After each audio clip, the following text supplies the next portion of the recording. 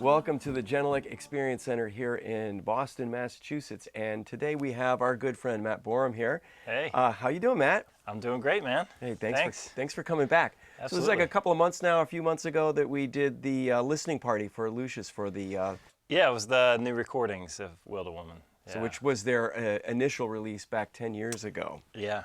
Yeah. It's amazing it's been that long. That was an amazing album to me. I heard that and I was like, wow, these Yeah. speakers are incredible. Yeah, it was a game changer for me as a musician and engineer. I just, like, the first time I heard that record, I thought, wow, there's no rules to making music. This is everything and, anything all at once. And it's got a sound, so to work on this was really cool. Yeah, so to hear that, right, because you've been a Yeah. fan all this time, how did you get involved in this project? Long story short, I created a company and I found my way into being an Atmos mixer most of the time. So I mean, I just stuck with it, and things started slowly, like any other career. But now at a point, every day there's a request in our inbox. My partner and I, Alan, and we were lucky enough to get this one come in, and they said, hey, would you be interested to mix Lucius? And I wrote back, absolutely. It's one of my favorite bands. I mean, that's the thing. It's like, I think we talked about this one quickly before, was about that sort of that breaking in moment where you finally reach a place where, like you said, the inbox. Yeah. People are coming to you because you kind of get into a circuit or. Yeah, you're like in the in club, like it's like anything. And I think that's something that maybe most students and engineers, even still working today, don't really quite understand until it happens to them. I certainly didn't get it. I mean, I remember the first record we got, it was just another job, it was like, oh, you got to do this. Oh, okay, I'm going to do it the best I can.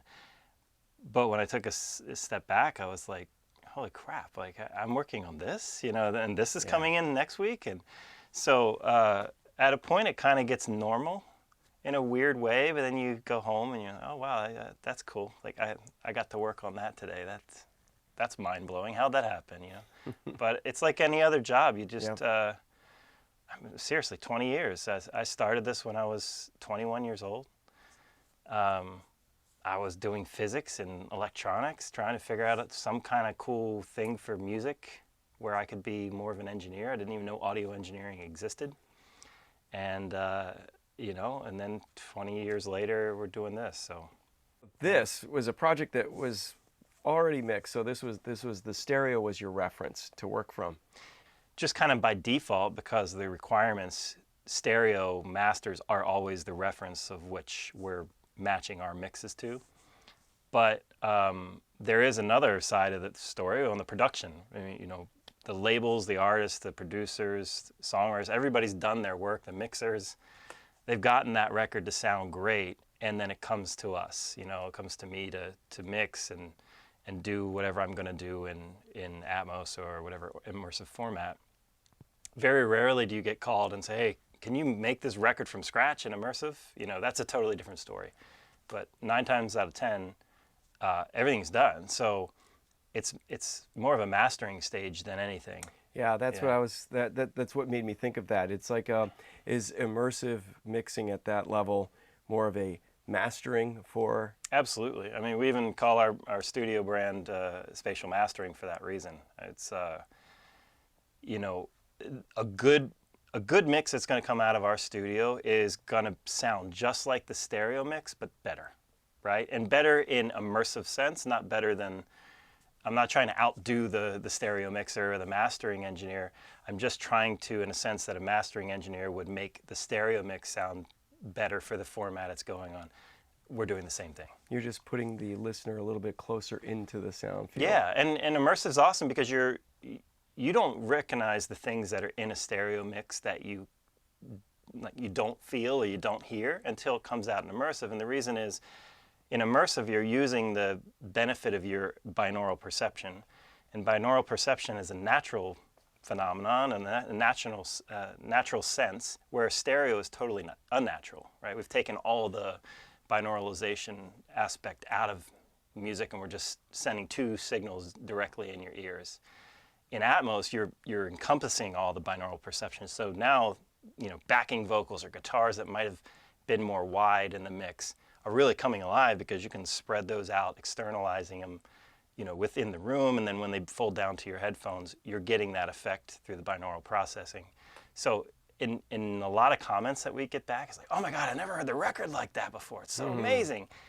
And the truth is, we haven't done that much, you know, to make it different. It's more or less making a great balance, really mastering the record so that when the mixing engineer's done their job, the hard job, in my opinion, right, to put it all in the two speakers, then when we're extracting that, we're putting it, you know, out into a room. What does that feel like?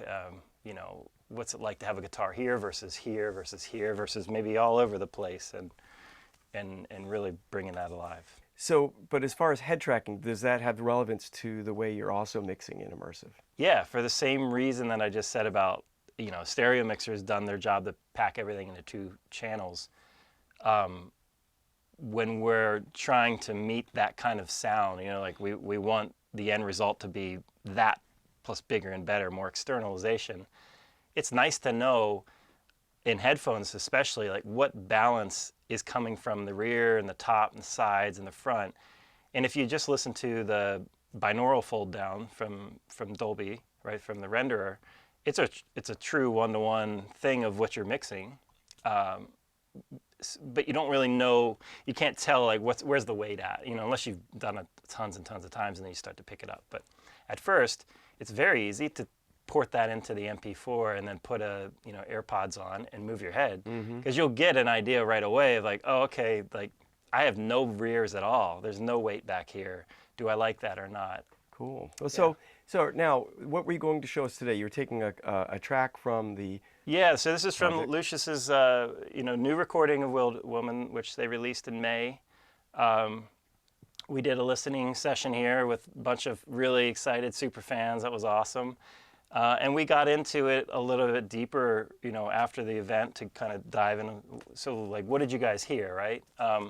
So what I thought we'd do today is kind of look at a stemmed out version of my Atmos mix. It's not often I get to work on bands that I'm a big fan of. I'm a big fan of Lucius. It just happened to come across my desk. And so to work on this, it was almost like a kind of a stand back situation for me where I didn't want to get too creative, but at the same time I also really want to get creative because it's music I love, right? So something I really like to do in my mixes is to ground the music in the bed tracks. And the reason is, this goes back to like learning in my PhD days about how we perceive sound and what do people really react to in these big speaker systems and in headphones and that kind of thing, is by spreading the sound though, by like actually creating images of sound, just like you would in a stereo situation. You're creating stereo imaging all the time. If you start to create three-dimensional audio images, that's where the realism comes from. That's where the externalization, the feel. So when I'm addressing a mix like this, I'm listening for what are the powerful parts of the song. Obviously, like in a track like a rock track, you have a lot of drum compression and things like that that are going to kind of glue the mix together in stereo. If I'm going to pull those out now and put them in speakers, I don't want them to be point sources by themselves, especially because, one, they're going to be compressed. So compression, again, is going to, in externalization and binauralization, it's expansion more than it's compression. We have full, huge dynamic range. If we have a compressed sound over there, we're not really giving it the best experience or the best chance to come alive. So I choose to put that kind of stuff more up front, kind of giving that heavy glue sound up front. And then if anything else is really energetic, like sometimes the drums will pop alive or the guitars will pop, I'll put them more on the sides and maybe the rears to kind of pull the music out, but they're all in direct output bed channels. So I know that if I go from one studio to the next, it's all grounded at the same localized position. Then for the objects, it's more about, okay, well, what kind of additive flavor could I give to this mix? That's like, the objects are more the fun part of the mix in my opinion. Most of the time, they don't sound like anything. Like if you just play them, they're like little sheens or little effects. Sometimes, you know, a lot of vocals will come out of them, but really they're there to kind of fill in the gaps of everything else between the speakers. And that's what I found, at least from from what Alan and I have done together that we've done all bed mixes, we've done all object mixes, but I found like an equal balance between the two, where you are trying to fill in the gaps with the objects. At least that's become my style that I like, is that it allows me to kind of create more of an immersive wrap rather than here's this sound and here's this sound and here's this sound. So anyway, that's what you see here. There's a whole bunch of objects. There's just the bed tracks have been printed, so you don't see all the bed tracks. If we just dive in real quick, here's the front two speakers. So we had a bit of an intro. I'll show you that in a second.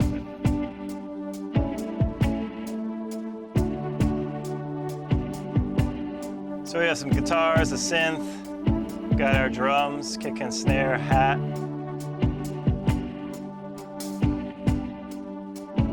But really the real elements that are like setting the mix, and you know, if we were doing this in stereo, we were talking about the glue, like these are the big elements of the mix. It doesn't mean that those elements aren't also in the objects and elsewhere. It's just that those are the things that help sit that mix up front. Then outside of that, hear those drums, I actually use another object to kind of spread those.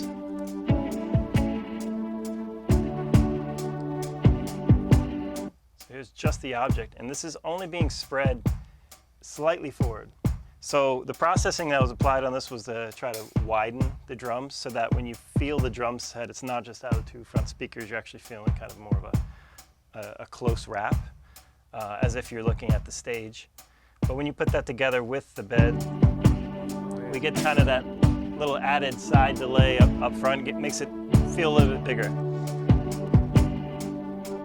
On top of that, I've got a little bit of rear reflection happening kind of midway up on the rears.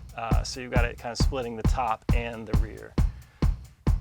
So now if you hear that right away, the goal for me is that I'm not trying to recreate a drum set around me. Like I don't sit in the drum.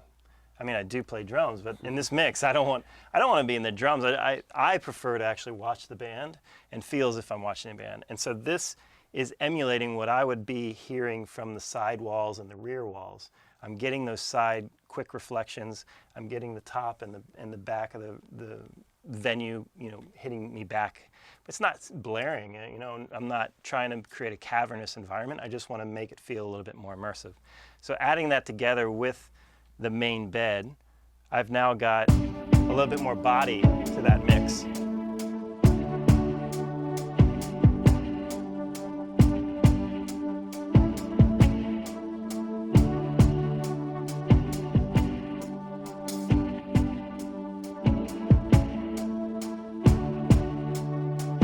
If we were to pull the bed down,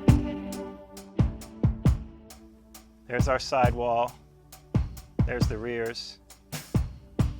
You can kind of start to feel when the presence is coming up. So what's your approach then? How do you know when you've done enough of those extra? Usually when I hear it, so my guide is if I hear it on the objects, if it's not an intentional thing, like I don't want to actually, I don't want to present to the listener like, hey, here's the guitar, right, from this side. Sometimes I want to do that, but if in this case, this is just creating ambience. I'm trying to create the room. So what I'm doing is pulling it up into the mix until it gets me away from the front of the mix, so I'm not just hearing that stereo front anymore. And if I go too far, if it becomes too loud, what I usually do to try to keep myself balanced is once I hear those sides, I know I've got it, it's locked in, so I need to back it down just a bit. So kind of that threshold of hearing it and feeling it and trying to be somewhere in between. Let's dive in maybe to the bass, because that relates to how that whole room environment would interact with itself. So the bass is, in this mix, I love the tight punchiness of this kick drum. And again, I'm a fan of these guys, so I just wanted to kind of recreate what I experienced live.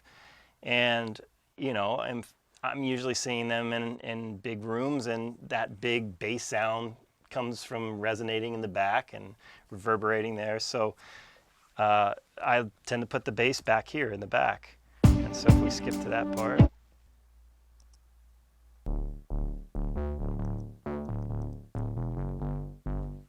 So it's all rears right now. And if I go with a LR music bed, it's also up here. It's also being sent a little bit to the sub. So now we're bringing this.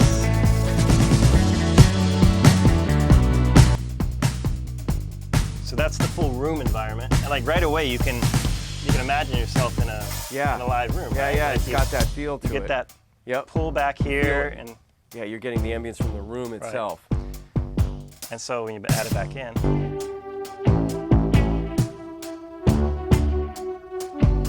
if we took it all out and just had the front, immediately the mix, like you turn your head and you know the mix is here now, right? Yeah.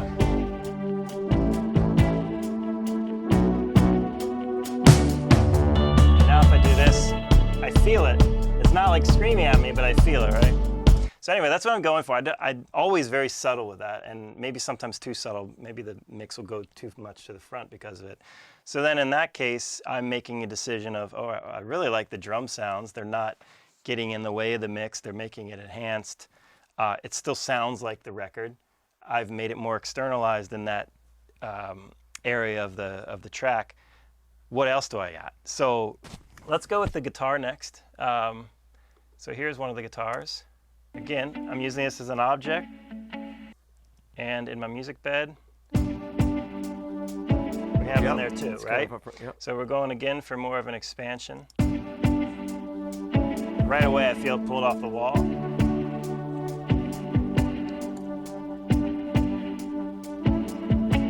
There's a little bit more. So in guitars, I have a tendency, guitars and backing vocals especially, I always have a tendency to want more from the sides. It just feels good. But you have to kind of base yourself on what was the original production, what's the artist want, and kind of that's where you get creative. Maybe I can get away with a little bit more because it does some cool, fantastic stuff on the sides that doesn't exist in stereo. If we skip ahead to the vocals, so this vocal, I've got a printed chain here of Holly and Jess singing together, and also all the backups that are core, like the ad-libs or anything like that. This to me must be like the most like exciting part about working is when you hear, because the way those voices interact with each other, and like Oh my how gosh, do you address that in the immersive field? For me, addressing the vocals was really about making them feel bigger than they are. They already feel big. Immersive is about feeling the biggest, and so let's make them feel huge. But I didn't want the same kind of space taken up as the percussive and the musical, instruments, so to speak. I want the voices to feel again like they're front stage center. They're coming out over top of the audience, and they really are sucking us in while everything else is filling around you and kind of wrapping you. So here, this is just the LR vocal. Again, I'm putting the basis of their vocals in the front two speakers to ground it. So we have two different vocals going on at the same time right now.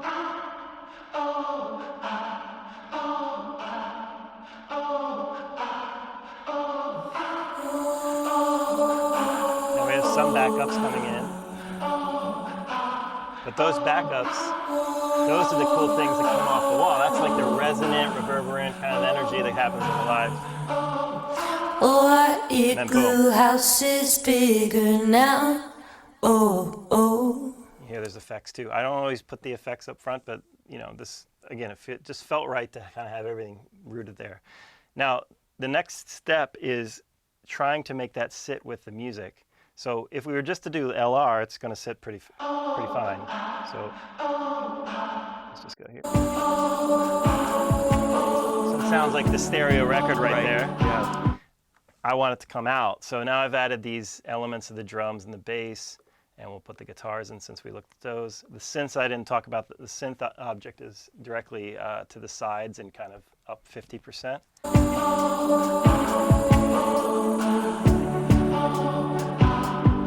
But the vocals are still here. Like, they haven't become immersive yet. And I think that everything that's in the immersive mix needs to be immersive. It can't just be at a speaker.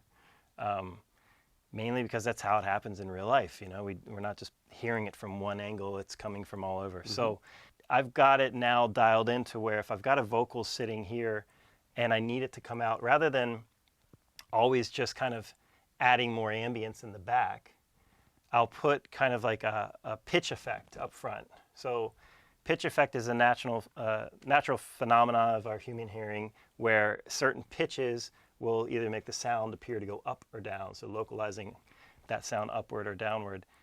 So in this case, I'm targeting that area to try to raise up the voice so that I can get some ambience off the top of the, you know, the sound stage, but not feel as if I'm making two speakers vertically play the same stuff, right? So like trying to create that ambience.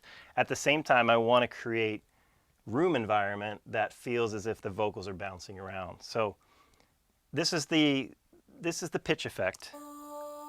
You barely hear it. I'll bring it up.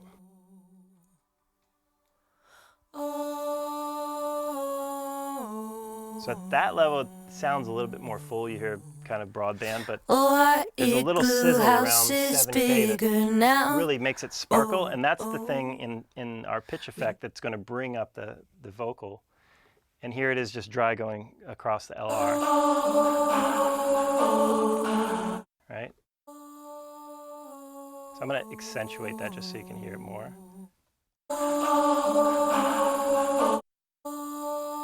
And you add the two together. Right away it brings it up, but to me it's way too loud. So now that's the point at which I'll dial it in and say, where do I not hear it? Like, where's the last part where I just barely notice it, and that feels good to me. So.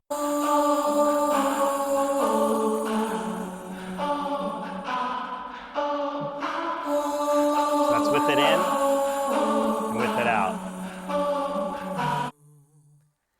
Oh, our igloo house is bigger now. Oh. So right there you heard it. We've made it. Just on those reflections, just little things that pop out, that's where it becomes really good because it starts to kind of spread and spray. You notice it right away. Yeah. I've created that ambience. I'm happy with that. I'm happy with the front. And now I start to work on kind of the ear candy, you know, the things that make this exciting. And so this background vocal is coming directly from the side. Then we have another, which is a little bit forward. So we'll do that again. And then we put those together with the main.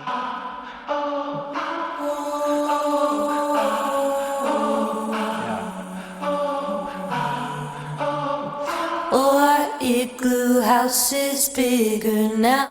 Now we'll go to an area that has a little bit more action on the background. So let's go like here. You never know how I like your heart. Like a rubber. So in this case, you're not getting that big vocal right on the side. You're just getting kind of the complementary vocals. Okay. And as it starts to get bigger, I'm using more of a rear. You never know how I like your heart. Adding that in with what I had in the first two backgrounds. You never know how I like your heart gets. So now we have a full-on rap, and that's where like I'm going to get you. Never know. That's kind of fun because now we feel like the progression of this song is that you're watching the band and they're performing, and then all the vocals start to add up. And so the idea there was I wanted to feel as if they were kind of wrapping around us as the song grew, and it got more exciting. And I noticed too, like all the different vocals have a different shape to them. Yes. Yeah. And some of them, where you've wrapped them differently, like the last one there you just played, it sounded like it was in a different sort of shape. Like this background. Yes. Yeah. So that has some reflection going on too. There's some reverb on it and early reflections. You never know how I like your heart gets. You never know how I like your heart. It's a little bit more dry. So in general, I'm trying to extend what I hear here and make it feel as if I'm wrapped in it. And so whatever method you can come up with for that it's gonna work. I mean, this is just one method that I did on this track. I don't know that if I did it on the same track or the next track on the same album or not. but generally speaking, just trying to take the dry material, whether it's dry or wet, the core material is what I'm trying to say. Take the core music and put it up front to ground your mix, and then use the rest of the speakers to kind of create that ambience. Now there's tons of different songs where that doesn't hold up, and maybe the track is just so aggressive and compressed, heavy rock song, you just can't do that at all, right?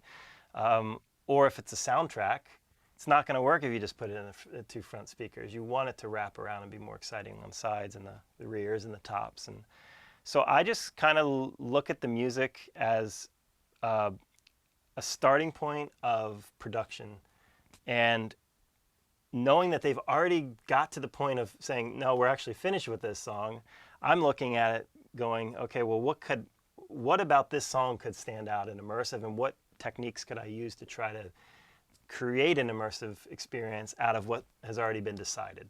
And so that's kind of the baseline of how I start every mix. I think I may have touched on this before with you in a previous conversation, but it's like what we talk about, is it sort of almost like mastering the stereo mix for immersive? Absolutely. For me, I like level and position and localization. I spent 6 years getting my PhD focusing on all the different localized positions around you that you can hear, and what is the accuracy, and like how much fidelity each position has, and who notices what. So the way I think about sound now than I did 10 years ago is I just think about balance. Like your entire world is not being, controlled, right? It's just your ears EQ it and your brain, determines what's going on. So to me, when I'm doing an immersive mix, and it already has been done to this point, they've already produced it, they've mastered it for stereo.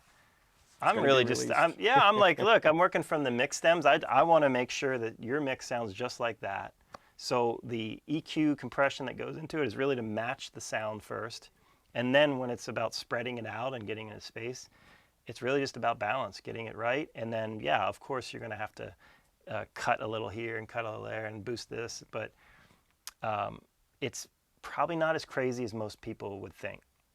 And I think if you think it's really hard, you're right. It takes a long time to master it, but at a certain point you'll realize it's actually easier than it appears to be at the first use. Yeah. I think what I get out of this is that there's a time and place for being really creative and being far out and doing really experimental stuff.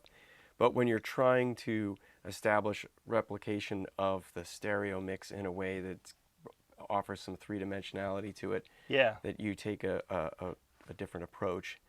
I have a really good ear for balance, and especially for mastering, and I've found what works for my job. So, and your room is smaller than this, but you're getting some of the it's funny when you came in to listen and you said, oh, it's good to know that I'm replicating, that's an important thing, that translation, being able to go from one room to another. Absolutely. Did you find the same thing with the head tracking? I mean, how much time do you spend working with head tracking? When it gets to head tracking and whether it translates, we've just had so many hours of listening on, binaural just the regular headphone with binaural, and then going to the MP4 and listening to AirPods, and you just got to put the work in. Yeah. Do you find yourself spinning in your chair, or what's your approach when you're kind of doing it? I do actually. Yeah, You're right. Starting out, it was just kind of, it was more of curiosity of like, what is their system able to do, and how does our mix translate to that? But yeah, I think it's a cool tool if you want to use it. Definitely for showing off your mix, it's kind of fun for people getting into Atmos the first time to show them the spin your head around kind of thing. But I think at the end of the day, we're just trying to make sure that the headphone experience sounds as good as the stereo or better, and that's what our goal is. Right. Yeah. Ultimately, it should sound better. Yeah. Right. And of course, the room sounding great too. But we're mixing in the room, so we already know that. So So listening in pairs, right? So we looking at left and right. Is that a consideration too? If you're going side to side, that you're looking at the front to back relationship when you're turning your head? Yeah. So in this case, that vocal that we just played in the rear.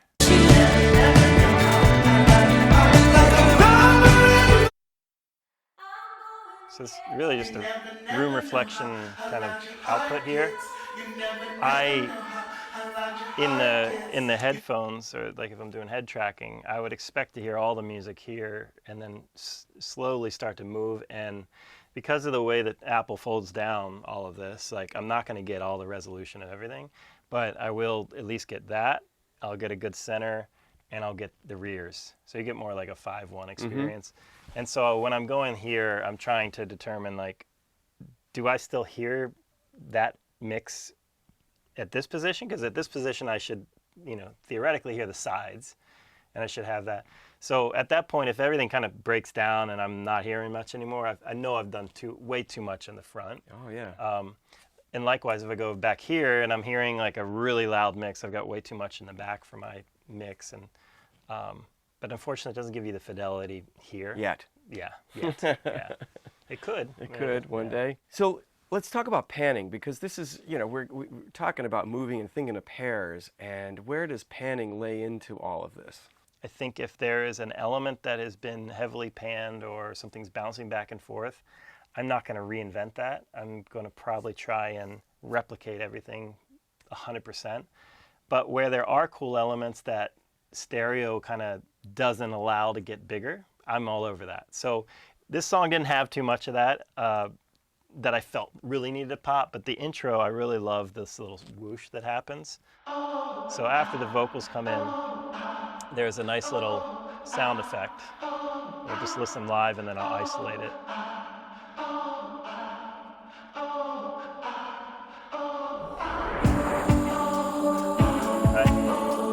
And very, very subtle. So like to start it, I'm not bouncing things around. Things aren't flying around just because they can. I'm really trying to surprise you and give you goosebumps. And so when you listen and you're focused up to those vocals and then this thing kind of slides all the way around the room, it just feels cool to me. So to do that, this is just a simple, joystick control if you got one. Otherwise, you can just draw it. We have a swoosh, right? There's nothing outrageous about that. But, if the elements in the mix scream out at me and say, "Hey, like this is something," yeah. What did that do originally? It just went right to left. Right to left. Mm-hmm. There's a lot about motion that I don't think people understand. One is we're not very good at determining things that move by their speed, if the speed is too fast. And the speed being too fast is not too fast. We need things to go very slow to determine that it's moved. So our resolution too can, the minimal perception of moving from one position to the next is about 1 degree in some areas around you, and it gets less or more wherever you're at. In motion, that goes way up. Like the fidelity decreases, so the angular position that has to change is greater. So you have to go like 3 degrees during a certain amount of time to be able to notice it, rather than going 1 degree if it's stable. So I don't know if that made sense. Yeah, it's been a while since I got to dust off the PhD. But the point is, if I move something, from here to there within 1 second, you'll never notice it. I mean, it's too fast. You'll hear it go from there to there. Like it'll start and stop, but you're not going to hear it move all the way across. That just doesn't happen naturally. So to have things kind of fly around like that, it looks cool on the Atmos machine, but it doesn't actually mean you're going to hear it. Right. So just be cautious of that. That's all I'd say. Mm-hmm. It's fun to make things fly, but you got to see if you can actually hear it too. Yeah, this has been truly enlightening. Like again, it was so much fun to have you here for the listening party, and I think the fans loved it. It was great to have you come back and kind of explain a little bit more and a little in depth there. Yeah, thanks. To look into it. Got some more projects to work on? Always, right? Thankfully, yeah. Just constantly trying to stay busy, and just did Jane's Addiction's new song that came out, which is cool. I'm a huge fan of them growing up, and we got a Paris Paloma record coming out that's going to be really, really good. I think that's honestly, it's probably be one of the coolest alt rock, if that's how it's classified. I hope I've done it right. Stuff changes from time to time. Yeah. But a great album.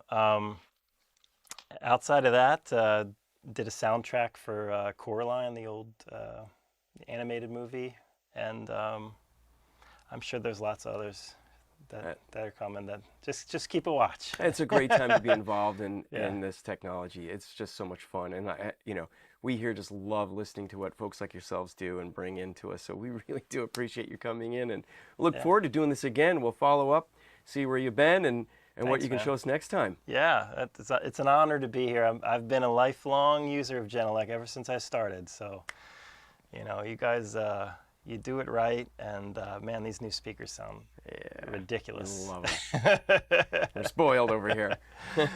Anyway, hey, it's an honor to have you here. And Yeah, thanks, again. Paul. Yeah. You got it.